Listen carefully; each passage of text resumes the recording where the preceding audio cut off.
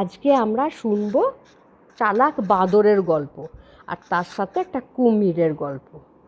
ঠিক আছে? ভুক্কার কুমির, মানে খুব খেতে ভালোবাসে সেরকম কুমিরের গল্প একটা শুনবো। তো একটা জঙ্গল ছিল, জঙ্গলের পাশে নদী ছিল। তো সেই নদীতে একটা কুমির থাকতো, আর যে জঙ্গলটা ছিল সেই জঙ্গলে একটা বাঁদর থাকতো। এবারে কি হয়েছে, ওই বাঁদরটা যেই জঙ্গলটাতে থাকতো সেই জঙ্গলেতে অত ফল টল পাওয়া যেত না।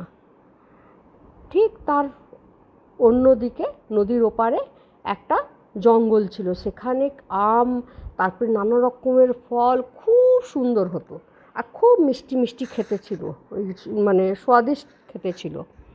তো এর একদিন কী হয়েছে, বাঁদরটা ভাবছে যে আমি তো ওই পারে গিয়ে ওই ফলগুলোকে খাবো, কিন্তু যাবো কী করে, এত লম্বা নদী, তো পার হই কী করে। তো তখন নিয়ে কুমিরটাকে দেখেছে।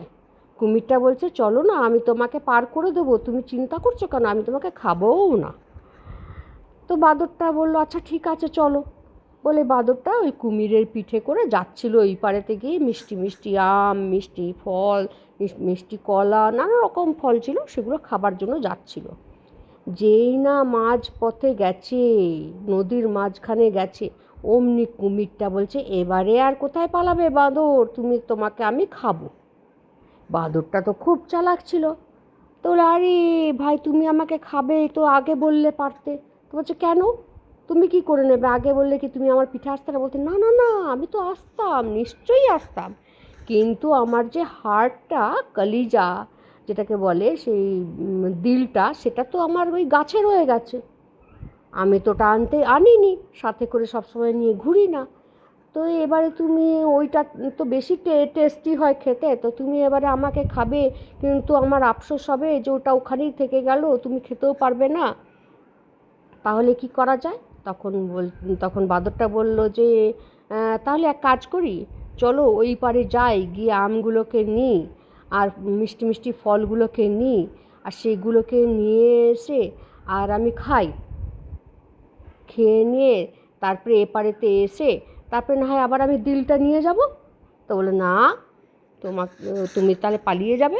তো বলে, আচ্ছা ঠিক আছে, এক কাজ করি তাহলে, ওপারেতেই কমসে কম চলো, গিয়ে মরবার আগে মিষ্টি আম ফল খেয়ে নিই, তারপরে তো আমি আবার এপারেতে আসবোই নিজের দিলটাকে নিতে, হাড়টাকে নিতে, তখন না হয় তুমি আমাকে খেও মাঝ রাস্তায় নিয়ে। তো বলল, হ্যাঁ, এটা তুমি ভালো বুদ্ধি বলেছো, তাহলে চলো ওপারেতে। যেই না ওপারেতে নিয়ে গেল বাঁদরটা, অমনি এক ছলাঙে গাছেতে চলে গেল, গিয়ে বলল, কুমির, তুমি যতই চালাক হও, আমার থেকে বেশি চালাক না। কেন বলো তো, কেউ কখনো নিজের দিলটাকে বাইরে রাখে? বাইরে রাখা যায়? ওটা তো আমার ভেতরেই রয়েছে। আর এবারে আমিও ওই বন থেকে এই বনেতে চলে এলাম, মানে ওই জঙ্গল থেকে এই জঙ্গলে চলে এলাম, আমার তো ভালোই হলো, আর ওই জঙ্গলেতে খাবারগুলো কমে গেছে, আর মিষ্টিও নয় ফলগুলো, এবারে আমি মনের সুখে এই মিষ্টি মিষ্টি ফল খাবো, আর তুমি জলেতে ঘুরে বেড়াও, আমি আর কোনো দিন ওদিকে যাব না, আর তুমিও আমাকে আর খেতে পারবে না। তখন কুমির বলছে, বাদর ভাই, তোমার মাথায় এত বুদ্ধি, আর আমি বোকা বনে গেলাম, হায় হায় হায়। তখন কাঁদতে লাগলো। তখন বললো, শোনো, তুমি যতই কাঁদো না কেন, তুমি তো জলে থাকো, তোমার চোখেতে তো জল আসেই না, ওই জলটাই তোমার চোখেতে লেগে রয়েছে। হ্যাঁ, আর বলে বাদর ওকে খুব রাগাতে লাগলো, খুব করলো, বললো, এবার থেকে কাউকে খেতে হলে বুদ্ধি দিয়ে খেও, হ্যাঁ, বুদ্ধি রেখো মাথায়, তাহলেই কাউকে খেতে পারবে, তা না হলে সবাই তোমাকে বোকা বানিয়ে দেবে, যেমন আমি তোমাকে বোকা বানালাম। তখন কুমির বলল, হ্যাঁ ঠিকই বলেছো, শিক্ষা পেয়ে গেলাম তোমার থেকে আমি। বলে বাঁদরটা ওকে, কুমিরটাকে টাটা বাই বাই করে গাছে চলে গেল। তাহলে কি শিখলে? যখনই বিপদে পড়বে, তখনই মাথা ঠান্ডা রেখে নিজের বুদ্ধি দিয়ে সেই বিপদটাকে তোমাকে কাটিয়ে উঠতে হবে। বিপদেতে কখনো ভয় পেলে চলবে না, কখনো টেনশন নিলে চলবে না, কখনো বিচলিত হলে চলবে না। বুঝেছ? বুঝতে পেরেছ তো? ভালো লাগলো?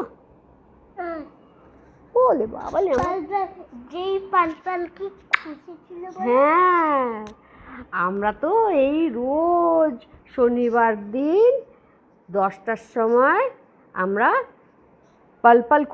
পালপাল কি খুশিতে মিমো আর মুনপাইয়ের গল্প শোনাবো। হ্যাঁ, গল্প অনেক শোনাবো, মুনপাইকে গল্প শোনাবো। আর তোমাদের মতন যত ছোট ছোট মুনপাইরা রয়েছ সবাই চলে এসো আমার কাছে গল্প শুনতে, ঠিক আছে? আর প্রত্যেক শনিবার সকাল 10টায় আসতে ভুলবে না। ইউটিউবেতে সাবস্ক্রাইব করে নিও।